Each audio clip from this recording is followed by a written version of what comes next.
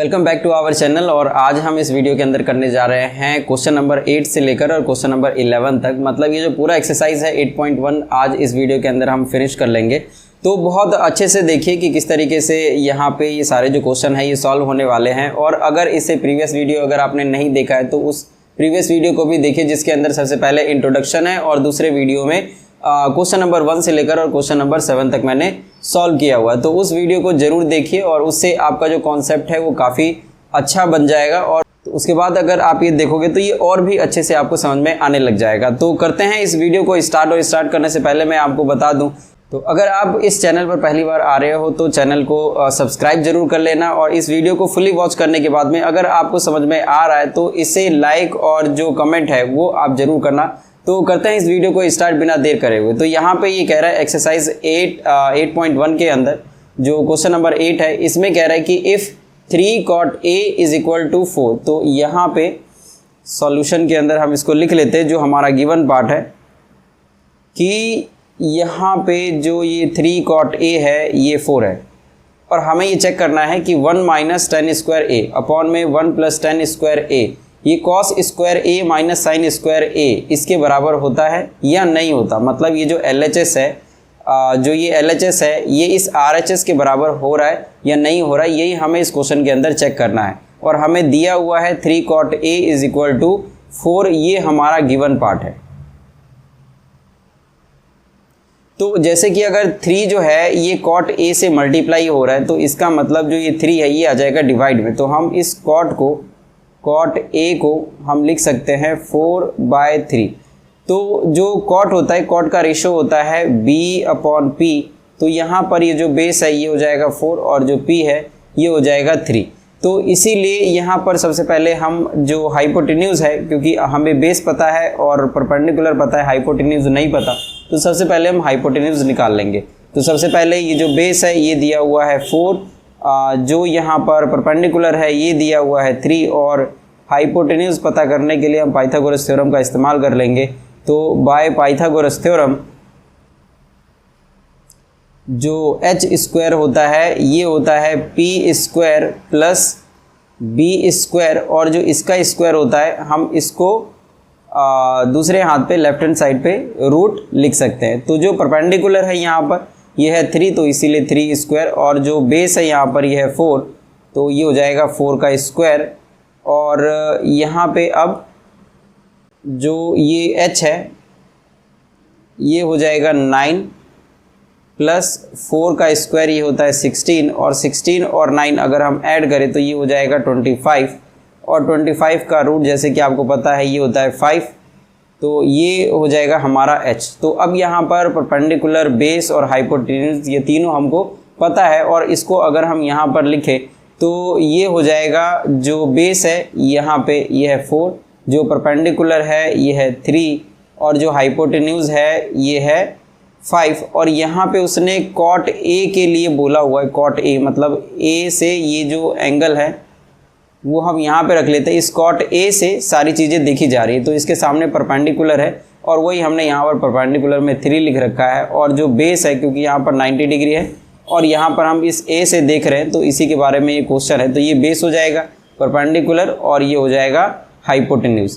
तो अब यहाँ पे वो कह रहा है कि 1 माइनस टेन स्क्वायर A और अपॉन में 1 प्लस टेन स्क्वायर A, इसको हमें सॉल्व करना है। मतलब ये LHS है और ये RHS है। तो बारी बारी से हम दोनों को देखते हैं कि इसका जो आंसर है ये मैच करता है या नहीं। तो LHS में यहाँ पे है 1 minus ten square A upon में 1 प्लस टेन स्क्वायर A, और हम जानते हैं कि जो 10 होता है इसका जो रेशो है वो होता है P/B। तो इसीलिए 1 माइनस अगर हम P/B का स्क्वायर करें, और इसी तरीके से जो नीचे दिया हुआ है 1 प्लस P/B और इसका भी होल स्क्वायर इधर आ जाएगा 1 माइनस ये जो P/B है तो परपेंडिकुलर यहाँ पे है 3 और जो B है ये है 4, तो ये इसका स्क्वायर हो जाएगा। और अगर हम नीचे लिखें तो 1 प्लस 3/4, क्योंकि इधर भी 10 ही है और इसका square is equal to 1 minus 3 का स्क्वायर ये होता है 9 और 4 का स्क्वायर 16 और इसी तरीके से नीचे 1 प्लस 9/16 क्योंकि रेशियो सेम है। और अगर इसको सॉल्व करेंगे तो यहाँ पे हमें एलसीएम लेना पड़ेगा क्योंकि ये फ्रैक्शन का क्वेश्चन हो गया 1 माइनस 9/16। तो सबसे पहले हमें फ्रैक्शन सॉल्व करना पड़ेगा। तो ये आ जाएगा 16 माइनस 9/16 और अगर हम इसको रेसिप्रोकल करके सॉल्व करें तो जो 16 है ये चले जाएगा ऊपर और जो नीचे इसको सॉल्व करेंगे तो 16 और प्लस 9 तो ये हो जाएगा 25। तो यहाँ पे मैं डायरेक्ट सॉल्व कर रहा हूँ इधर और इज इक्वल टू तो 16 माइनस 9 ये हो जाएगा 7/16 और यहाँ पे मल्टीप्लाई में 16/25 और अगर हम इसको कट करें 16 को 16 से तो हमारा आंसर आ जाएगा 7/25। तो जो हमारा LHS है ये आ गया है 7/25। अब RHS के अंदर यहाँ पर cos square A minus sine square A को भी चेक करना पड़ेगा। तो ये यहाँ पर मैं सेपरेट कर देता हूँ सबसे पहले। तो इस तरीके से जो ये पहला पार्ट है मतलब जो LHS है ये हमने सॉल्व कर लिया। अब देखते हैं RHS को। तो यहाँ पे इसे प्रीवियस स्लाइड में जो परपेंडिकुलर है ये 3 था, बेस 4 और जो हाइपोटेन्यूज है ये 5 और जो LHS निकला था ये 7/25। तो अब यहाँ पर जो RHS है ये cos square A minus sine square A है। तो इसका जो रेशो होता है ये होता है B/H तो इसका स्क्वायर हो जाएगा और साइन स्क्वायर A तो ये होता है P/H और इसका भी स्क्वायर। तो अगर हम यहाँ पर वैल्यू पुट करें यहाँ से देख के तो ये हो जाएगा 4 और 5 मतलब 4/5 और इसका स्क्वायर 4/5 का स्क्वायर और माइनस जो परपेंडिकुलर है ये है 3 और हाइपोटेन्यूज है 5 और इसका भी स्क्वायर। तो अगर हम इसको सॉल्व करेंगे तो ये हो जाएगा 16/25 और इधर हो जाएगा 9/25। तो अगर हम 16 में से 9 को अगर हम माइनस करें क्योंकि डिनोमिनेटर यहाँ पर सेम है तो इसीलिए हमें एलसीएम की जो झंझट है वो नहीं लेनी पड़ेगी, सीधे सीधे हमें सॉल्व करना है जस्ट। तो 16 माइनस 9 अपॉन में 25 और 16 में से अगर हम 9 को सॉल्व करेंगे मतलब माइनस करेंगे तो ये आ जाएगा 7/25। तो हम यहाँ पर देख रहे हैं कि जो LHS है वो भी 7/25 है और जो RHS है ये भी 7/25 है। तो यहाँ पर हम लिख सकते हैं कि देयरफॉर LHS और RHS ये दोनों ही बराबर है और ये हमारा आंसर हो जाएगा। अब करते हैं क्वेश्चन नंबर 9। तो यहाँ पे क्वेश्चन नंबर 9 के अंदर कह रहा है कि in triangle ABC right angled at B if tan A is equal to 1/√3 find the value of sin A cos C plus cos A sin C। और यहाँ पे ट्राइंगल दिया हुआ है इसको सॉल्व करने के लिए और इसी तरीके से इसका सेकेंड पार्ट भी है जो हमें सॉल्व करना है which is similar to question number 1 या पार्ट नंबर 1। तो यहाँ पे हमें सबसे पहले जैसे कि tan A दिया हुआ तो tan A यहाँ पे है tan A ये दे रखा है 1/√3 और इसके हिसाब से देखें तो ये हो जाएगा परपेंडिकुलर और ये हो जाएगा बेस। तो मैंने आपको बताया था कि यहाँ पर जो भी ट्रिग्नोमेट्रिक रेशो यहाँ पर दिए हुए हैं तो इन सब के साथ में जो एंगल है A है C है A है C है CA तो ये जितने भी एंगल दिए होते हैं ये एक्यूट एंगल होते हैं जैसा कि मैंने आपको पहले बताया था। तो इसीलिए हो सकता है कि मैं A को यहाँ पे लिख लूँ और C को यहाँ पे लिख लूँ और इधर जो कोई 90 डिग्री है ये मैं मान लेता हूँ कि ये B है। तो इसीलिए आपको ये हमेशा ध्यान रखना है कि जो रेशो दिया रहता है वो कभी भी एक्यूट एंगल पे आएगा, 90 डिग्री पे नहीं आएगा। तो इसीलिए आपको सबसे पहले यही बात नोटिस करके और यहाँ पर लिख लेना है। तो अगर हम अब इस A के हिसाब से देखें तो ये परपेंडिकुलर हो जाएगा, लेकिन अगर हम C के हिसाब से देखें तो परपेंडिकुलर हमारा A भी हो जाएगा। तो इतना बात अगर आपको समझ में आ गया तो चलते हैं क्वेश्चन की तरफ। तो यहाँ पे कह रहे हैं कि जो tan A है ये है 1/√3। तो अगर हम इस A के हिसाब से अगर हम देख रहे हैं तो जो हमारा परपेंडिकुलर है वो यहाँ पर है तो ये है 1 और जो इसका बेस है ये हो जाएगा √3। और एक चीज़ जो नहीं दिया हुआ है वो है हाइपोटेन्यूज। तो हाइपोटेन्यूज हम निकालेंगे यहाँ पर।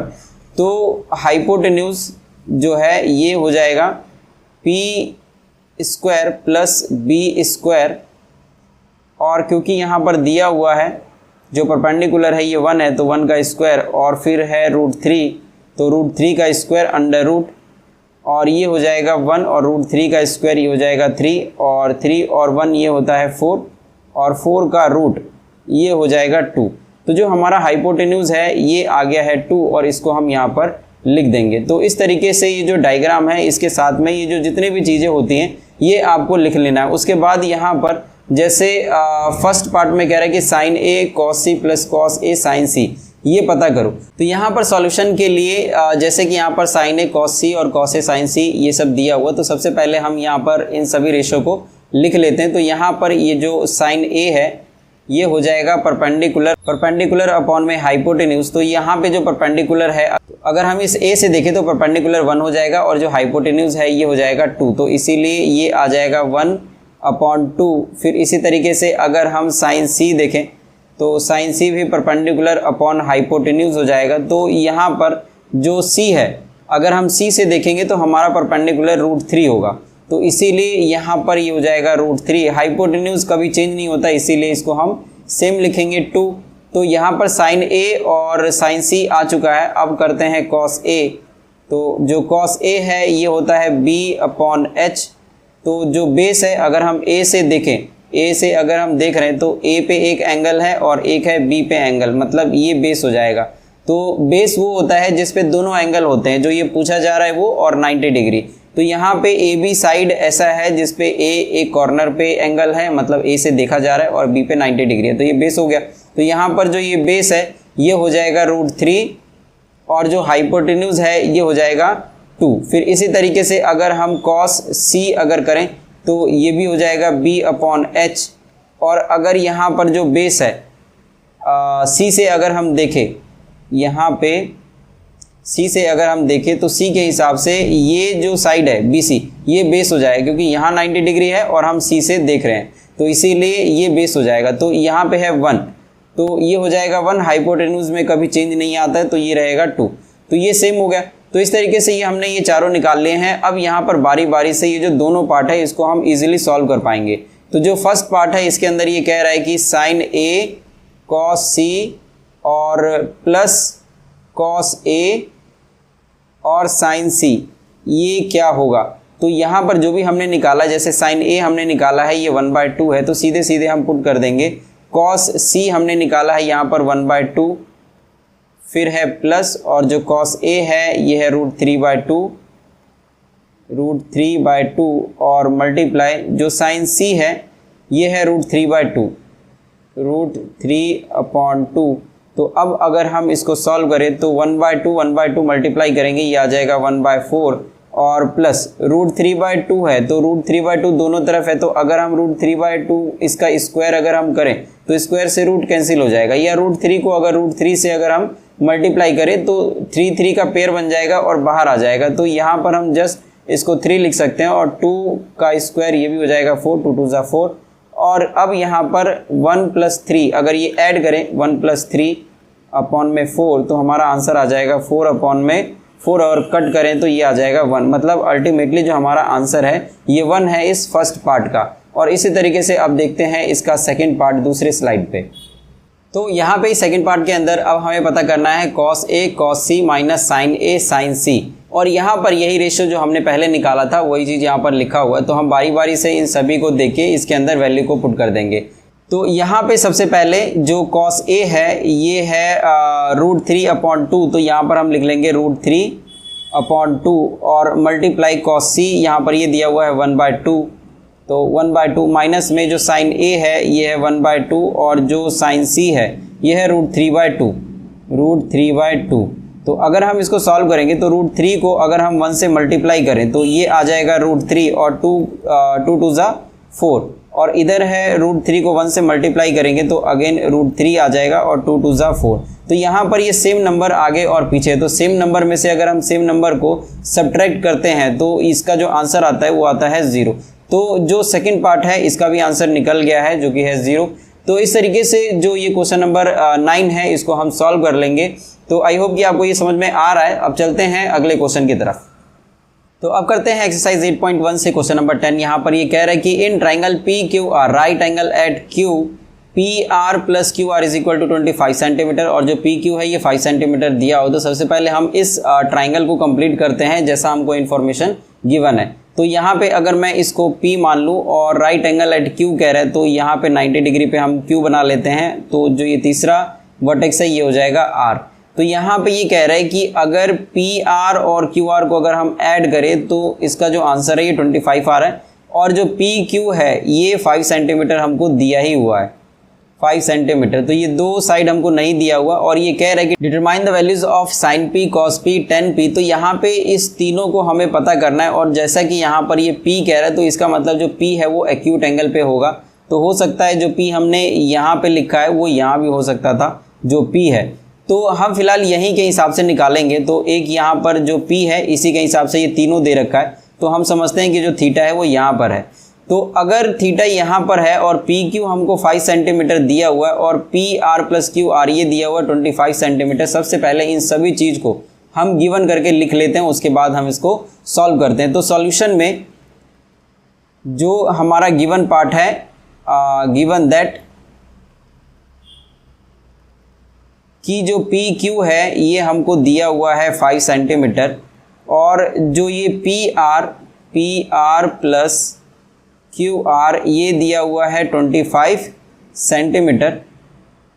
और यहाँ पे अब हमें क्या करना है कि इस दोनों साइड को निकालने की कोशिश करनी है। तो इसके लिए हम क्या कर सकते हैं यहाँ पे कि यहाँ पे हम पाइथागोरस थ्योरम लगा लेंगे। तो बाय पाइथागोरस थ्योरम जो ये ट्राइंगल है इसके हिसाब से जो ये हाइपोटेन्यूज है यहाँ पे ये हो जाएगा पी आर स्क्वायर और इसमें अगर हम माइनस करें क्यू आर स्क्वायर को तो जो आंसर है ये आ जाएगा पी क्यू स्क्वायर। तो यहाँ पर ये हाइपोटेन्यूज है और ये है परपेंडिकुलर, क्योंकि थीटा के हिसाब से देख रहे हैं तो ये परपेंडिकुलर हो जाएगा और ये हमको दिया हुआ है बेस। तो हम यहाँ पर hypotenuse square minus perpendicular square कर रहे हैं। तो हाइपोटेन्यूज माइनस परपेंडिकुलर स्क्वायर ये होता है बेस स्क्वायर। अब यहाँ पर देखिए तो ये हो जाएगा A square minus B square. तो A square minus B square ये आ जाएगा P R minus Q R और P R plus Q R. तो a minus B A plus B मतलब A square minus B square का यहाँ पर हमने आइडेंटिटी लगा दिया है a minus B A plus B के लिए। और यहाँ पर जो पी क्यू स्क्वायर है ये हमको दिया ही हुआ है तो इसीलिए हम इसको 5 का स्क्वायर लिख लेंगे। जैसा कि यहाँ पर आप देख रहे हो जो पी क्यू है ये 5 सेंटीमीटर हमको दिया हुआ है। तो अब यहाँ पर पी आर और क्यू आर ये भी तो गिवन है, जो यहाँ पर P R plus Q are है ये तो 25 सेंटीमीटर, इसको भी हम यहाँ पर लिख सकते हैं। तो इसीलिए यहाँ पर P R minus Q are इसको एज इट इज़ रहने देंगे और ये हो जाएगा 25 और इधर है 5 का स्क्वायर 25। तो इधर जो 25 मल्टीप्लाई में है तो ये आ जाएगा डिवाइड में। और यहाँ पर आपको एक बात और ध्यान रखना है कि हम यहाँ पर जैसे आइडेंटिटी यूज़ कर रहे हैं तो आपको यही वाली जो आइडेंटिटी है यहाँ पर ज़रूर लिखना है कि A square minus B square is equal to A minus B और ए प्लस बी होता है, ए प्लस बी ये होता है। तो ये चीज़ आपको ज़रूर लिखना है जब भी आप इस क्वेश्चन को सॉल्व करने जाओ, क्योंकि हर एक स्टेप के मार्क्स होते हैं और मैं चाहता नहीं कि आपका कोई भी जो मार्क्स है वो कटे। तो इसीलिए स्टेप बाय स्टेप जो सॉल्यूशन जिस तरीके से मैं कर रहा हूँ आपको भी इसी तरीके से करना है। तो यहाँ पर जो 25 मल्टीप्लाई में है ये आ जाएगा डिवाइड में, तो मैं इसको इधर लिख लेता हूँ। तो यहाँ पे ये हो जाएगा पी आर और minus Q R is equal to 25 और डिवाइड में एक और 25 तो कट हो गई ये आ जाएगा 1।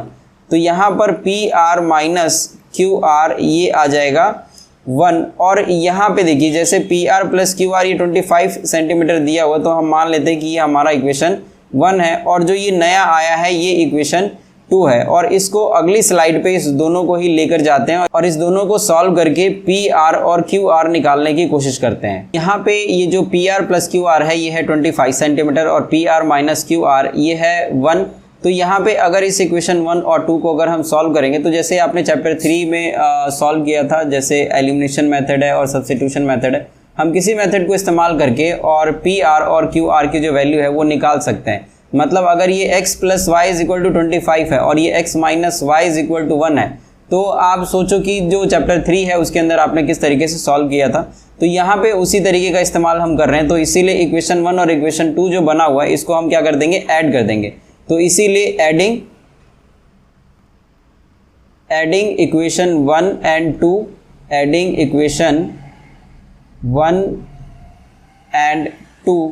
तो यहाँ पर है P R plus Q R is equal to 25 और इसके नीचे है P R minus Q R is equal to 1। और अगर हम इसको ऐड करेंगे तो ये चीज़ जो है ये कट जाएगी क्योंकि ये प्लस माइनस है, और जो पी आर और पी आर है ये ऐड होके ये हो जाएगा 2 पी आर, और इधर ऐड होके 25 और 1 ये हो जाएगा 26। और अगर हम पी आर को यहीं पर रहने दें तो 2 जो है वो आ जाएगा डिवाइड में, तो इसीलिए 26/2। और अगर हम इसको कट करें तो ये आ जाएगा 13। तो यहाँ पर ये जो पी आर है ये हो जाएगा 13। तो पी आर अगर ये 13 है तो अगर इसकी वैल्यू को हम किसी भी इक्वेशन 1 या 2 में अगर हम पुट करें तो ये आ जाएगा, ये चीज़ हमें लिखना पड़ेगा कि substitute P R is equal to 13 in equation 1।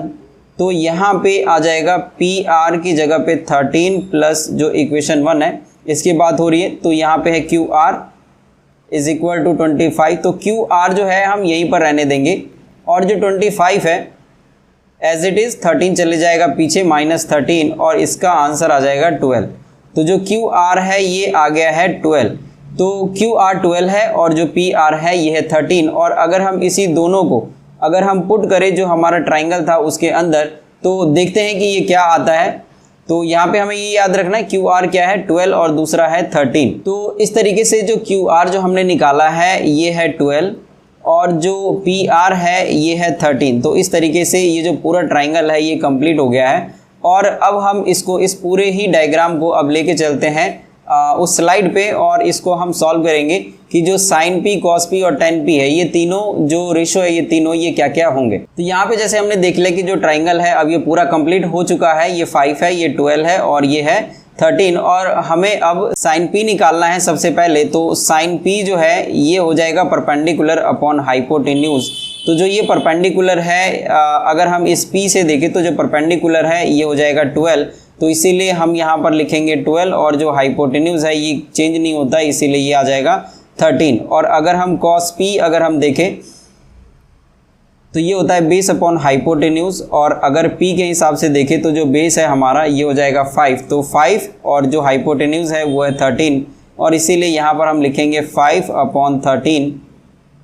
और जो यहाँ पर 10p है 10p तो ये होता है परपेंडिकुलर अपॉन बेस। तो यहाँ पे देखें p से, तो p के हिसाब से परपेंडिकुलर हमारा 12 है और बेस है 5।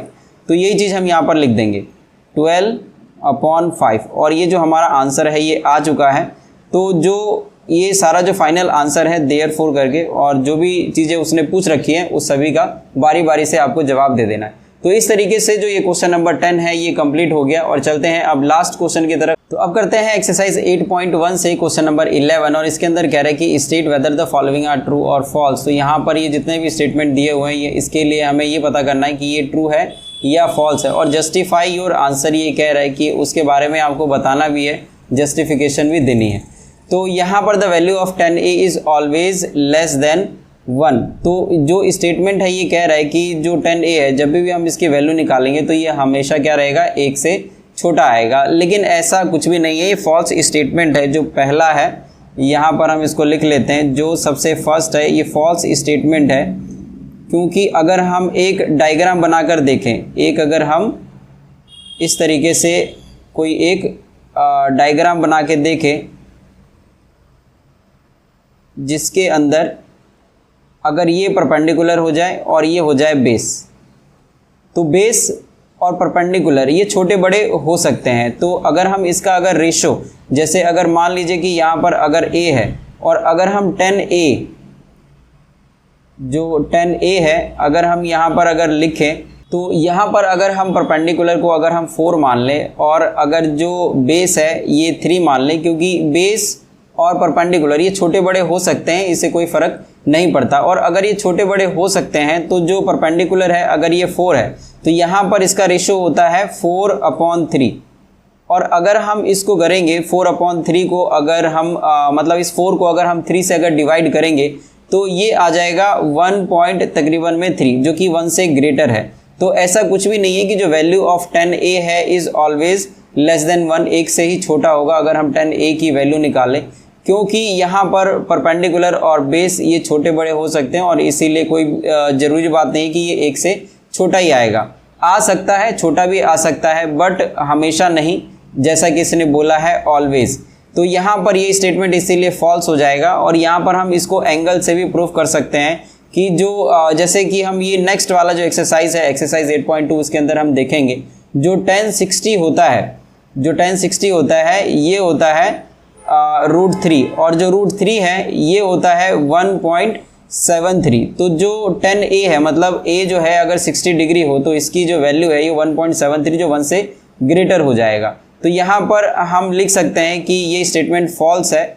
और इसका रेफरेंस हम दे सकते हैं tan 60 का कि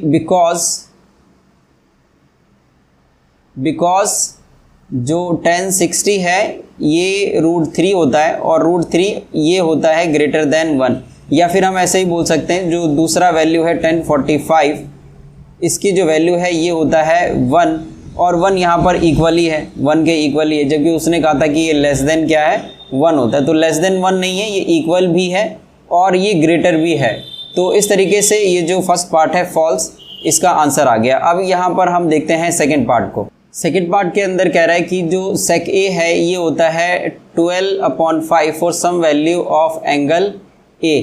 तो यहाँ पर हम देखते हैं जो सेकेंड पार्ट है, सेकेंड पार्ट के अंदर यहाँ पर अलग से इसको सॉल्व करते हैं। जो sec A है ये कह रहा है 12/5, और जो 12 है ये होगा यहाँ पर हाइपोटेन्यूज अपॉन बेस, क्योंकि जो कॉस है ये इसका उल्टा होता है। यहाँ पर जो हाइपोटेन्यूज है ये है 12 और जो बेस है वो 5, जो कि बिल्कुल भी पॉसिबल है, ये ऐसा संभव है क्योंकि जो हाइपोटेन्यूज होता है वो हमेशा ही ग्रेटर होता है बेस का। तो इसीलिए हम ये बोल सकते हैं कि ये एक ट्रू स्टेटमेंट है, क्योंकि जो हाइपोटेन्यूज है, क्योंकि हाइपोटेन्यूज जो है वो बेस से यहाँ पर बड़ा है और हमेशा ये ट्रू है। इसीलिए हम बोल सकते हैं ये हमारा जस्टिफिकेशन हो गया और ये हमारा आंसर हो जाएगा, क्योंकि ऐसा ये चीज़ पॉसिबल हम देख सकते हैं। तो अब देखते हैं इस थर्ड पार्ट को। तो इसके अंदर कह रहा है कि जो cos A है is the abbreviation used for cosecant of angle A, मतलब cos A जो है ये कोसिकेंट के लिए लिखा जाता है। तो एक्चुअली में ये फॉल्स स्टेटमेंट है। अच्छा, एक चीज़ जो यहाँ पर हमने ये ट्रू स्टेटमेंट लिख रखा है, इसको मैं यहाँ पर लिख देता हूँ सबसे पहले कि जो सेकेंड है ये हमारा ट्रू आंसर है। जस्टिफिकेशन में आप दे सकते हो कि since hypotenuse is greater than base, और इसके अंदर ऐसा है, पॉसिबल है, तो इसीलिए हम ये चीज़ लिख पा रहे हैं। तो इस थर्ड पार्ट के लिए यहाँ पर जो ये थर्ड पार्ट है इसके लिए जो स्टेटमेंट है ये फॉल्स होगा, ये फॉल्स होगा, क्योंकि जो कॉस है cos A इसको हम कोसिकेंट नहीं लिख सकते, इसको हम लिख सकते हैं कोसाइन। तो जैसे सभी का एक फुल फॉर्म हो गया, जैसे जो साइन जो हम लिखते हैं एक्चुअली में साइन, तो अगर साइन A है तो इसका मतलब वो इस साइन की बात कह रहे हैं, जो साइन है वो ये वाला साइन है। और जो यहाँ पर cos A हम अगर लिखते हैं तो इस cos के लिए हम यूज़ करते हैं कोसाइन, मतलब इस कोसाइन को ही हम ये cos A लिखते हैं, फुल फॉर्म इसका ये है, और वो इसी के लिए वो पूछ रहा है। इसी तरीके से अगर हम tan के लिए पूछे कि tan A, तो यहाँ पर जो tan होता है एक्चुअली में टेंजेंट होता है, टेंजेंट। तो यहाँ पर tan और टेंजेंट, तो इस दोनों में फ़र्क है, तो इसी टेंजेंट को हम यहाँ पर tan A लिखते हैं। तो ये जो कोसिकेंट है एक्चुअली में ये कॉसेक के लिए लिखा जाता है। जो ये कॉसेक है, कॉसेक जो है ये कोसिकेंट के लिए लिखा जाता है, कोसिकेंट। तो इसीलिए यहाँ पर कोसाइन जो है इसके लिए हम cos A लिखते हैं। तो यहाँ पर इसने बोला है कि क्या जो cos A है क्या एब्रीविएशन हम यूज़ कर सकते हैं कोसिकेंट के लिए। तो यहाँ पर ये फॉल्स स्टेटमेंट आ जाए, क्योंकि कोसाइन के लिए यहाँ पर cos लिखते हैं, तो ये हमारा फॉल्स स्टेटमेंट है। तो क्योंकि ये चीज़ है, ये हमारा जस्टिफिकेशन हो गया, तो इतना हम यहाँ पर छोड़ सकते हैं। अब देखते हैं इस फोर्थ पार्ट को, cot A is the product of cot and A। तो इस फोर्थ पार्ट के अंदर ये स्टेटमेंट भी जो है ये हमारा फॉल्स है, क्योंकि यहाँ पर ये जो cot A है, cot A is the product of cot and A, actually में जो cot है ये रेशो है किसी एंगल के लिए। मतलब ये हमेशा साथ रहेगा। ये जो कॉट है ये किसी एंगल को बता रहा होता है, इसीलिए कॉट और ए ये दोनों आपस में ये प्रोडक्ट नहीं है। तो इसीलिए यहाँ पर हम लिख देंगे कि जो कॉट ए है, cot A is the single term, ये एक सिंगल टर्म है पूरा कंप्लीट। तो ये हमारा इसके लिए मतलब फोर्थ पार्ट के लिए फॉल्स स्टेटमेंट है, क्योंकि सिंस जो कॉट ए है वो सिंगल टर्म है इसीलिए। अब देखते हैं इसका जो लास्ट पार्ट है यहाँ पर sine theta is equal to 4/3। तो मैं इसको यहाँ पे लिख लेता हूँ। जो फिफ्थ पार्ट है, जो यहाँ पर साइन थीटा है एक्चुअली में यहाँ पे ये है परपेंडिकुलर और ये हो जाएगा हाइपोटेन्यूज।